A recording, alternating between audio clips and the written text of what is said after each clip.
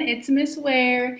I'm going to read you a story called Tasi's Gift, A Tale of Samoa, and it is by Tamara Montgomery and illustrated by Joseph D. Dodd. I hope you guys enjoy it. In the middle of the Pacific Ocean are the islands of Samoa. On one island, called Upolu, lived an old man. He was known as Grandfather Tasi, and he was the most famous bowl maker in all of Samoa. Many things made him happy. Waking up to the morning songs of seabirds soaring offshore, watching flying foxes leave the trees at dusk, and counting the stars in the dark Polynesian sky.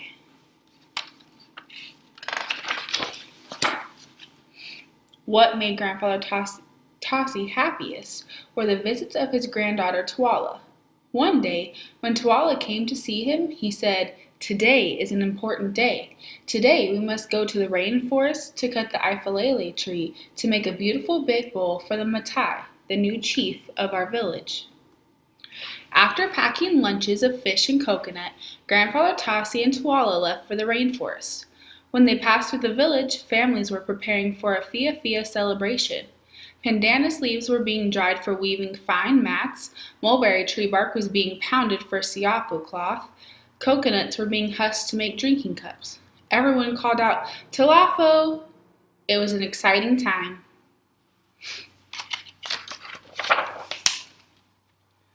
When they arrived at the rainforest, Grandfather Tasi said, "We must find the ifolele tree with the biggest trunk." Together, they searched and searched. Suddenly, Tuala pointed excitedly. "Look, in the ferns!" There was the biggest ifolele tree Grandfather Tasi had ever seen. "It will make a fine bowl," he said, and gripped his axe with both hands. Tuala watched as chop! Away flew the flying fox and seabirds. Away crawled the singing snails and rhinoceros beetles. Away ran the rats and geckos.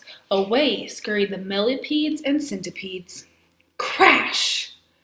Down came the tree.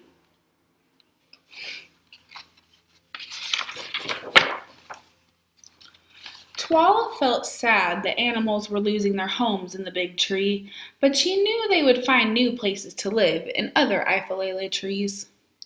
Sometimes she picked up geckos and millipedes. She liked the tingly feeling when they curled in her hand and crawled through her fingers. She never hurt the animals, for Grandfather Tasi had taught her that all living things were her friends. After cutting a big piece of tree with his axe, Grandfather Tasi started to carve. While he shaped the bowl, he and Tuala sang songs and shared the legends of their village. Grandfather Tasi carved all day.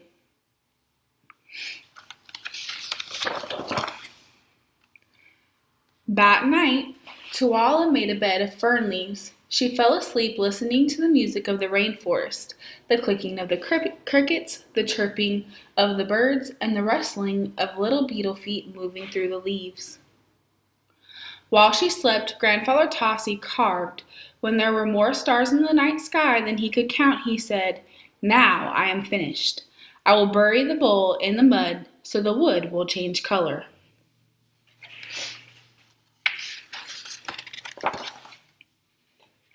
Then he picked up his little sleeping Tuala and carried her out of the rainforest and back home to the village. For 1 month, Grandfather Tasi and Tuala went to the edge of the rainforest to count the phases of the moon. When 1 full moon had passed, Grandfather Tasi said, "Now we can return to the mud pond." The moon changed throughout that time. All the animals watched as Grandfather Tasi and Tuala dug the bowl out of the mud. "Look how dark it is," said Tuala. Grandfather Tasi and Tuala left, carrying the bowl. When they arrived home, they placed it in the beach faila.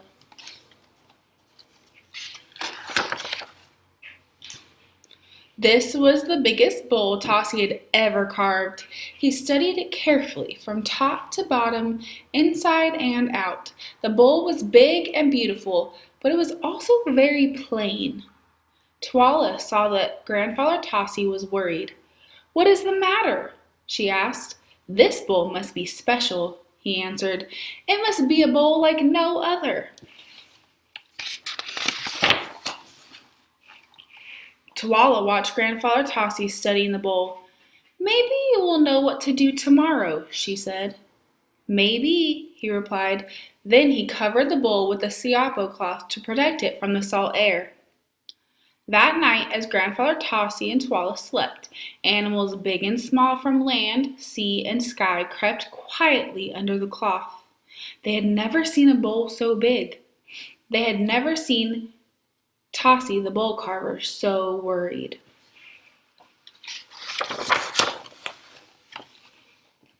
The animals liked Grandfather Tasi and remembered how kind he was to them.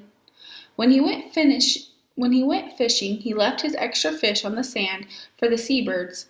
When he gathered fruit, he left some hanging for the flying foxes. He never stepped on centipedes or tried to catch beetles. He taught his granddaughter to respect the animals. He helped her mimic the song of the seabirds and put the sea stars in deep water during low tide. Tonight would be the animals' turn to give to the Tonight would be the animals' turn to give back to the bowl carver. Under the siapo cloth, centipedes slithered around the bowl, scoring little scratches in the dark wood. Beetles edged lines with their rhinoceros horns. Flying foxes, terns, and sandpipers notched the bowl with their feet. Snails and sea stars left the reef to engrave their own designs into the wood. As the shadows of the moon changed, the bowl did too. Soon everything was covered in the golden glow of morning. All was quiet inside the fele. No one was there, not a bird, not a beetle, not a bat. Only a bowl, a very special bowl. Tuala was awakened by the distant songs of the villagers. She ran to her grandfather. "Wake up," she said. "Today is the fia-fia." Grandfather Tasi opened his eyes but was not excited. "What is the matter, Grandfather?" Tuala asked. "Today I must present my bowl," Tasi said. "I could not think of a way to make it beautiful enough for the chief." Tuala did not know what to say. "I will have to present it the way it is," Grandfather Tasi said. He put on his best lava and together they walked to the fele.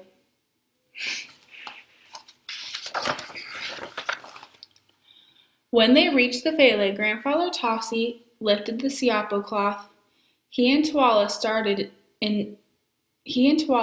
in surprise. Before them was the most beautiful bowl in all of Samoa.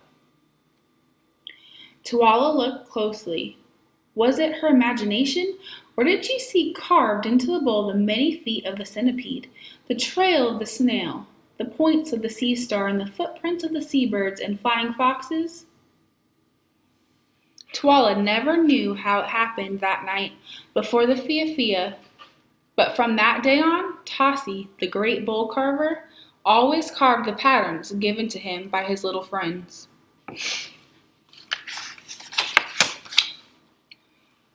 Tafa. And that is the end of Tasi's Gift, A Tale of Samoa. I hope you guys enjoyed it and have a good evening.